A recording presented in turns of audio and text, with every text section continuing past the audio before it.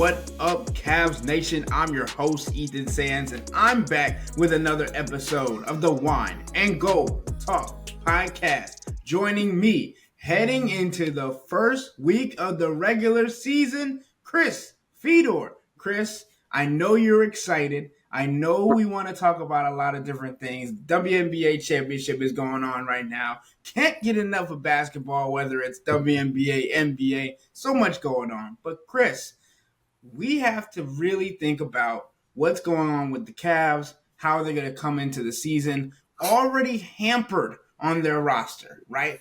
Not talking about Imani Bates, who's been out for a little bit. We're talking about Max Strus, a guy who is a glue piece, especially for this starting lineup. What do you think? How does that impact the Cavs starting unit and overall how they're going to go about things, especially starting the season in Toronto on Wednesday? Ethan, to me, this is a very significant loss for the Cavs. And I know a lot of people like to look at this Cavs roster and say, well, they still have Donovan Mitchell, Darius Garland, Jared Allen, Evan Mobley, and those things are true. And all of those guys are more talented than Max. But Max completes the starting five. Max brings an element that this starting five needs. His movement, his cutting, his gravity, his three-point shooting, the volume, the way that he can run a two-man game with Evan Mobley. That stuff matters. And I think if you look at the numbers last year, and look, numbers don't always tell the entire story in every situation. We understand that.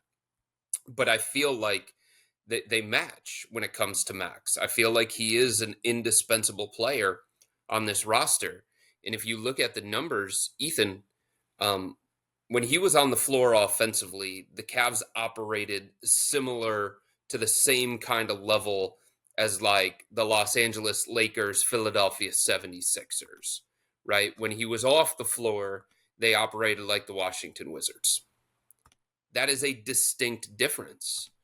Their on-court net rating with Max Strus when he was in the game for, the 2,000 or so minutes that he played was plus 5.6. When he was off the floor, their net rating was minus 1.6. Now, you can sit there and you can say, well, part of that was the fact that the guys behind him didn't play all that well. Okay, yeah, that's probably true. Dean Wade was dealing with some stuff last year, especially at the end where he was injured. Isaac Okoro didn't have a great season statistically. So, yeah, that's true. But those are the same options that the Cavs are going to be looking at to try and replace Max this year as well. That particular position from a depth standpoint hasn't gotten enhanced as much, at least in terms of the guys that the Cavs would be looking toward immediately to replace Max. So the same guys that took the floor when Max was off the floor, that's what the Cavs have to choose from. And they were just a completely different team when he was off the floor last year, both offensively and defensively. Look, Ethan, I think they're going to be fine enough defensively because if it's Dean Wade, if it's Isaac Okoro, if it's Caris LeVert, I think either one of those three are a better defender than Max, or at least a comparable defender in the case of Caris LeVert. I think the jury's still out on that one. But offensively, it's a different kind of – there's a different kind of ceiling to this team when Max is out there on the floor. There's a different kind of versatility that they have. There's a different kind of diversity that they have within their offense. And the things that he does, Dean Wade doesn't do, right, offensively. Caris LeVert doesn't do them offensively. He's a different style player. Isaac Okoro doesn't do them offensively. He's a different style player. The closest in terms of style to Max is Sam Merrill, but I don't think the Cavs want to go that level of small, especially with the defensive limitations that Sam has. And here's the other thing, Max is he has shown himself throughout the course of his career to be a legitimate starting caliber wing in the NBA. Sam Merrill is 9th, 10th, 11th guy in the rotation. That is a big difference. So I just think this is the kind of loss that is going to impact the Cavs a little bit more than people would anticipate because of all of the different things that he brings to the offense and the different dimension that he brings to this offense. Yeah, Chris, and I mean, you touched on it a little bit with the different players that could plug into his role or be the starting small forward come Wednesday, but people may be asking, what happened to Max Strus, right? Because in the first preseason game against the Chicago Bulls, Max Strus injured his hip. He had a right hip contusion after trying to take a charge against Josh Giddey, I believe it was.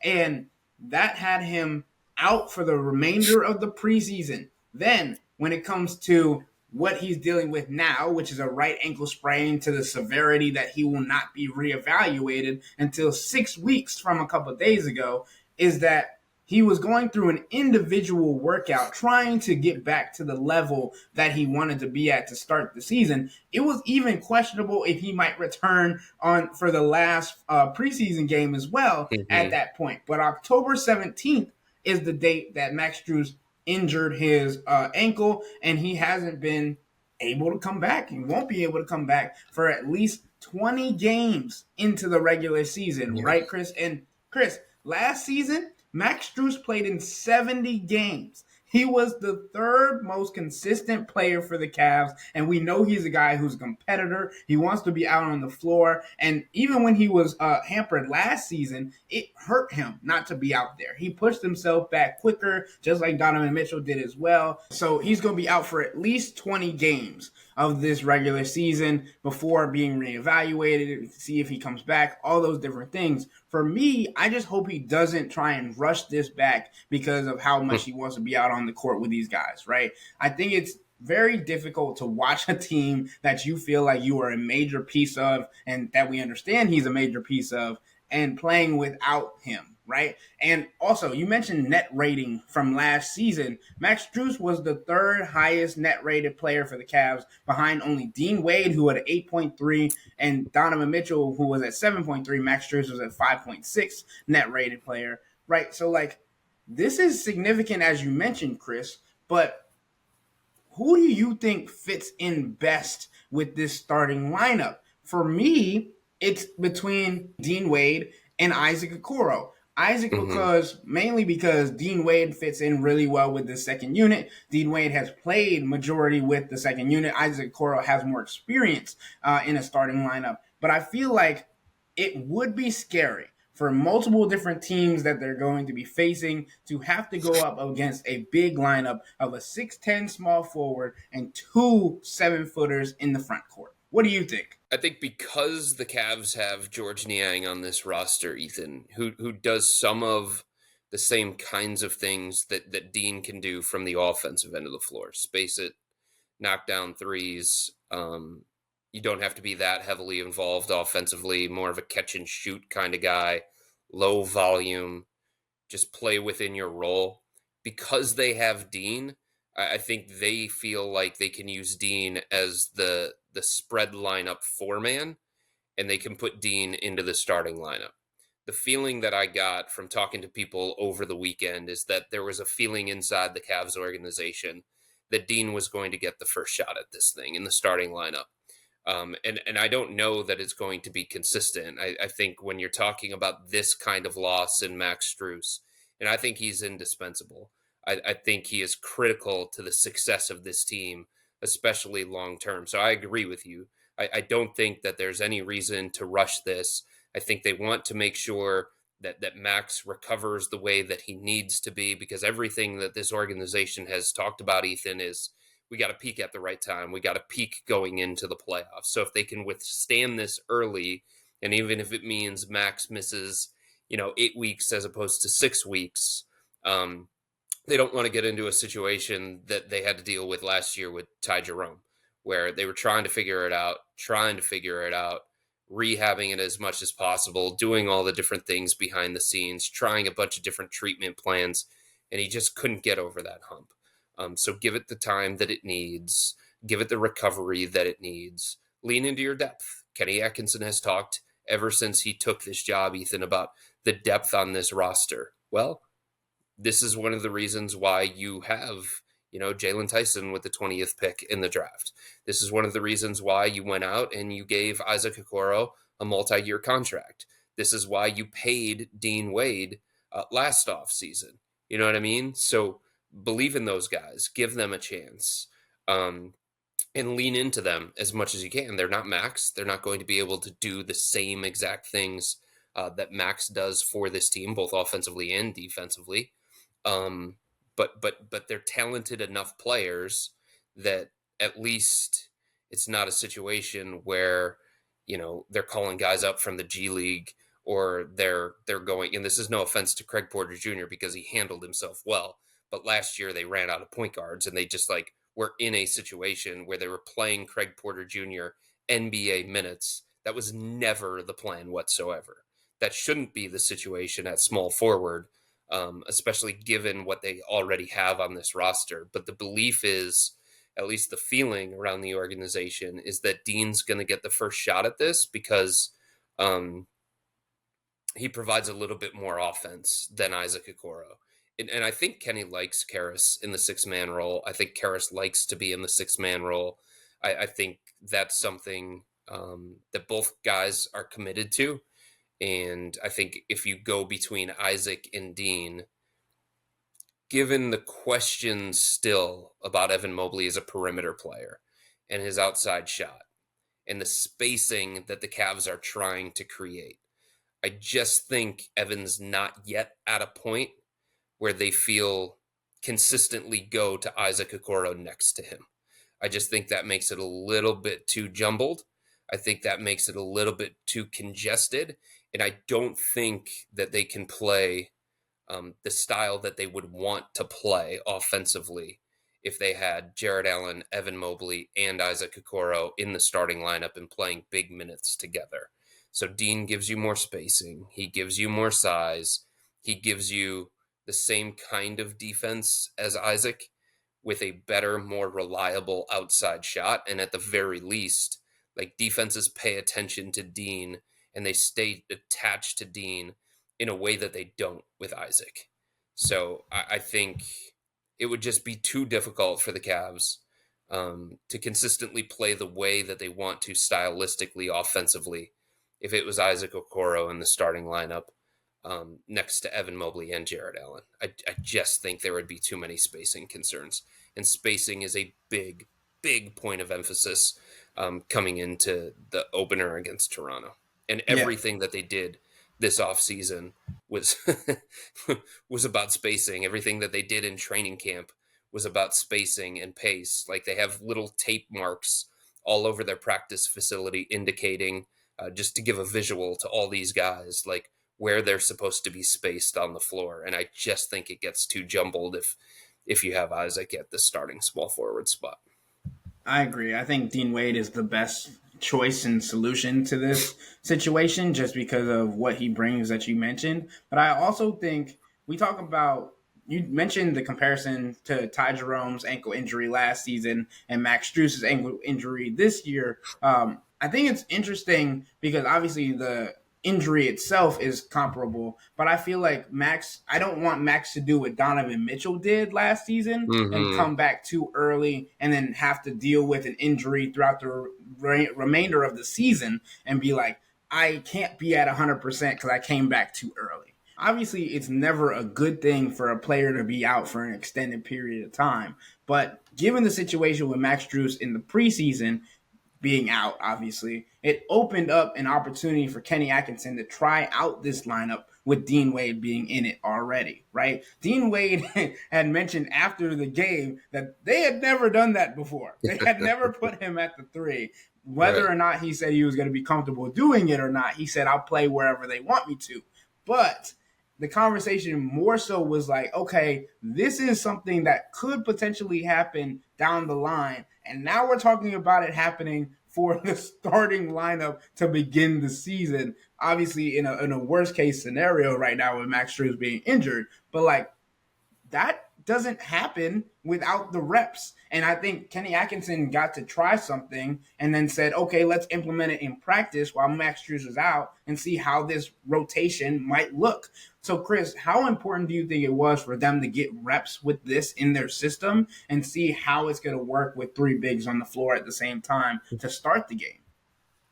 If we go back to a few years ago, JB Bickerstaff and his coaching staff got together and they talked about the possibility of, hey, what would it look like if we just tried Lowry Markkanen at the small forward spot and we put him next to Jared Allen and we put him next to Evan Mobley and we went with this three-bid look? Is it viable? Maybe it is. It's kind of sort of working behind the scenes. We're getting a feel for it at training camp. But then they used it in a game situation. They used it in a preseason game. And JB, experimented with it as best you can. Preseason's not the regular season. Everybody understands that. But you kind of get a feel for, okay, what works, what doesn't work. What kinds of things can we do with this look versus a different look? And in that preseason, they used Lowry at the three, and they liked what they saw. And they said, well, wait a minute. This might be viable. This might be something that we consider more than just an experiment. Maybe this is going to be our set look. So I think it was the same thing with Kenny. He looked at his roster and he said, okay, what are my different options? What are my different lineups? What are my different combinations? And by getting to look at it and seeing how Dean looked in that starting group next to some of their key players, I think it was really, really informative. It provided more data. It provided more answers. Is it a final judgment? Of course not. But when you see it out there against NBA talent in a live, meaningful game situation, more meaningful than an intra-squad scrimmage or more meaningful than a training camp practice, it just gives you a little bit more comfortable. It makes you a little bit more comfortable that it is a viable look against other NBA teams. And the other thing is, Kenny Atkinson has raved about Dean Wade all training camp. So this is somebody that, as much as the front office likes Dean, as much as the front office has invested in Dean, Kenny Atkinson seems like a Dean Wade fan. And I think he wants to explore different things with Dean. Okay, can he do a little bit of this offensively? Can he do a little bit of this defensively? And I think the belief in Dean and the confidence that Kenny has in Dean is going to help Dean as well, in a different kind of way. And I think the fact that all of Dean's teammates have been pumping him up and encouraging him to shoot and saying, you can play, however you want to phrase it. The way that Tristan did is probably better than the way that I could. But I think that's meaningful for somebody like Dean Wade. And if you stick him into the starting lineup, there might be more of a sense of, you know what? They're right. I do bleeping belong here. You know what I mean? They're right. I can shoot the ball every now and then without hesitation. And I think that could empower Dean in a different kind of way. Not to the point where he's just going to take the job from Max Strus or something like that, but where he's going to look confident and comfortable thrust into this role where he feels like he can hold it down and do the job well enough. And I think Kenny believes that he can hold it down and do the job well enough, just for the first couple of months. And look, if Dean plays really, really well as the starting small forward, then that makes you feel even better about what you're going to be bringing off the bench once Max Strus gets full strength again. And what kinds of things you can do with your lineups and your combinations when this team gets back to full strength and stuff like that. My thing for Dean Wade is the amount of times we've heard that he needed to quit pump faking right? From Kenny Atkinson. And we heard it last year with Jay Bickerstaff too. Like, shoot the ball. Like, we want you to let it Right. fly. You have a green light. Like, I don't think he has a more fluorescent green light than almost anybody else on the team because he doesn't usually shoot. He's always Except for on maybe yellow. Darius at this point. Yeah, probably because he's trying to get Right. up to 8 or 9 threes a Right. game. But like, there is a fluorescent green light for Dean Wade to shoot the ball. I think Dean Wade usually is like a yellow light, right? He's always like looking around, trying to see if there's somebody else that he considers better than him to take a Right. shot or whatever, a better open look or whatever it may be. Like, you need to shoot the ball. And I think Kenny Atkinson not only gave him like positive reinforcement, but also negative reinforcement. Like, all right, well, if you don't shoot it, you're coming out because like, if you are not shooting the ball, you are hampering this team. You are not helping us. You are not doing your job if you're not going to take those shots. And I think Mhm. because Dean Wade is such a high IQ player, high like want to make the right player, he's gonna be like, okay, well now if you say that I am not helping this team or I'm hurting this team by Mm. not taking these shots, that might hit home a little bit different. And the other thing I wanted to mention when it comes to the comparison with Dean Wade and Isaac Okoro, especially on the defensive end, because they shot the same percentage last season, 39.1%, a little bit different when it came to the attempts.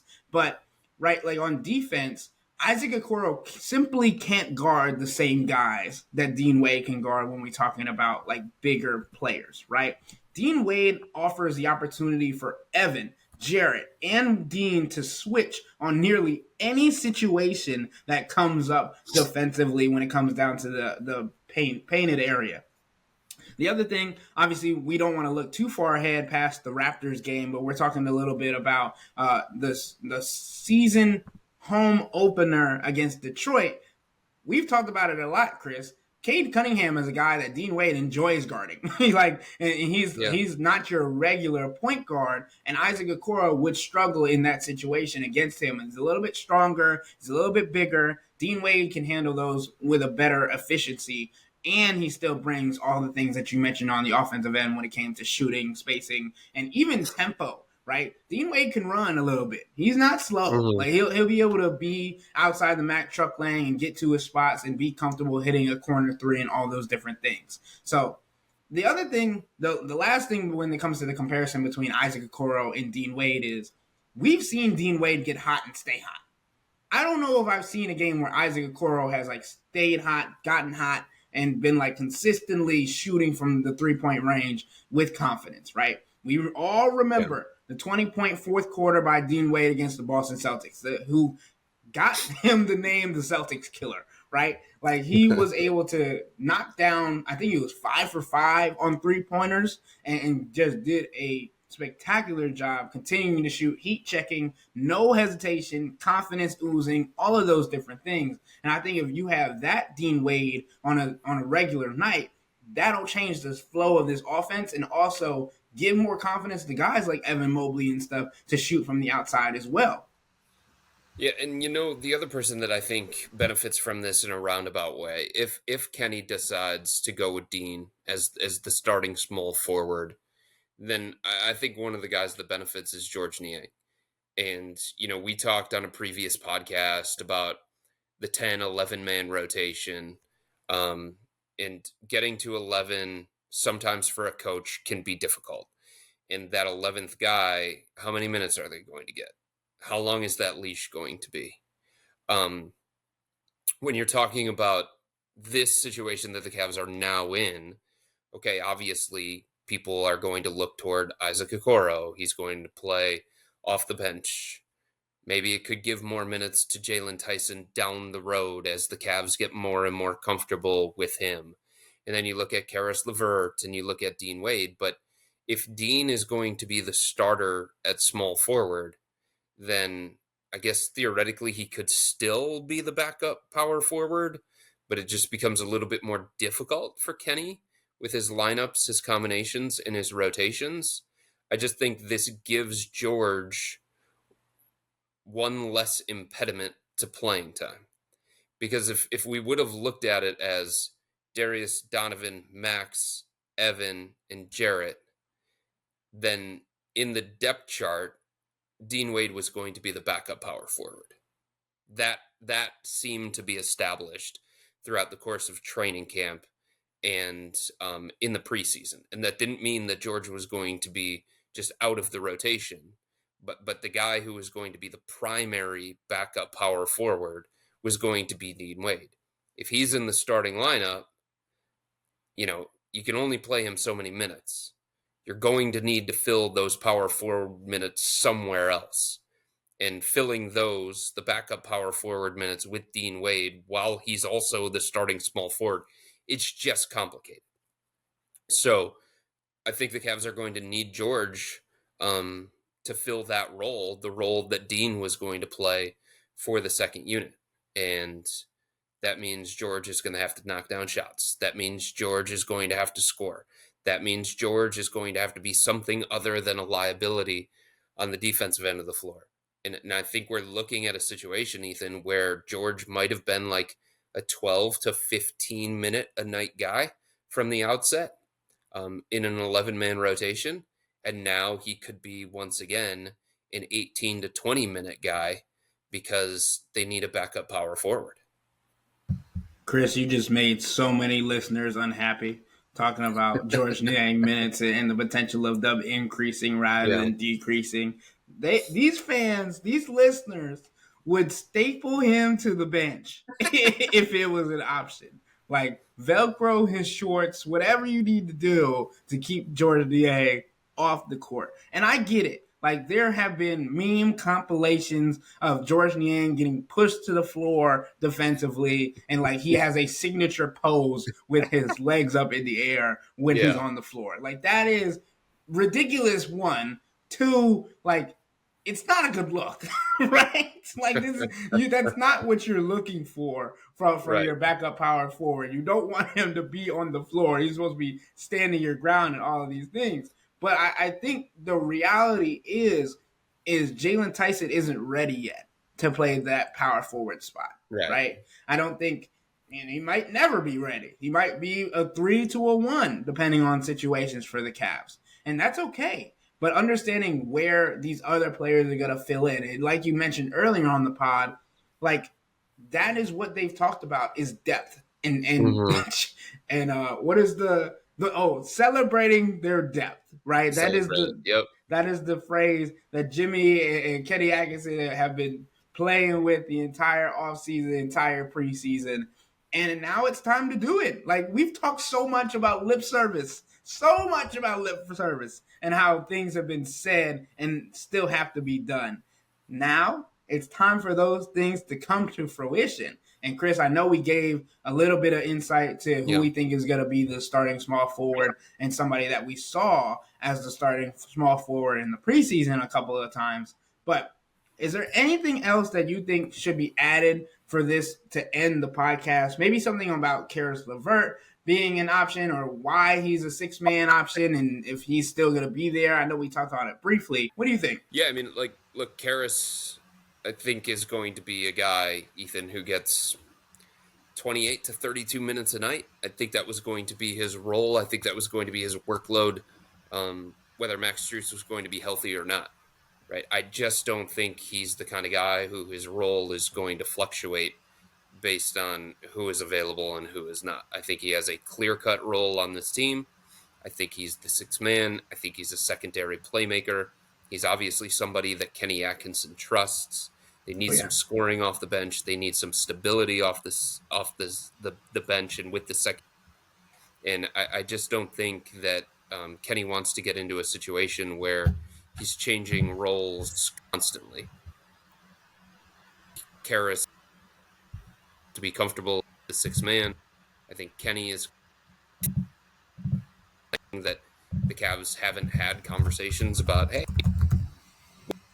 Strus, do we go with Caris? Without Max Strus, do we go with Isaac Okoro? Without Max Strus, do we go with Dean Wade? You've got to talk through like all the different options. But I just think Caris has a stable role, and I think they want to keep him in that stable role. And it's a very important role for a team that, needs something consistently off the bench. Caris can provide that. Six mans can change the game, Chris, and that is why Caris LeVert has been trusted with that role. We talked about it last season, his comfortability with being coming off the bench and being in a similar role when it comes to throughout the entire season, how that allows him to get into a groove and understand what his role is going to be. And I don't think Kenny Atkins is going to want to take that away from him, especially how he knows now already from being in Brooklyn and also learning and what he's doing now with his comfortability just around the floor and with this group of players. But we touched on Dean Wade. We touched on him potentially, more than likely, being the replacement for Max Strus come opening night in Toronto. And then we talked about who could get opportunities, not only in the second unit, but also if things don't work out with Dean Wade in that starting rotation. But with that being said, that'll wrap up today's episode of the Wine and Gold Talk podcast. But remember to become a Cavs Insider and interact with Chris, me, and Jimmy by subscribing to Subtext. Sign up for a 14-day free trial or visit cleveland.com/Cavs and click on the blue bar at the top of the page. If you don't like it, that's fine. All you have to do is text the word STOP. It's easy, but we can tell you that the people who sign up stick around because this is the best way to get insider coverage on the Cavs from me, Chris, and Jimmy. This isn't just our podcast, it's your podcast. And the only way to have your voice heard is through Subtext. Y'all be safe. We out.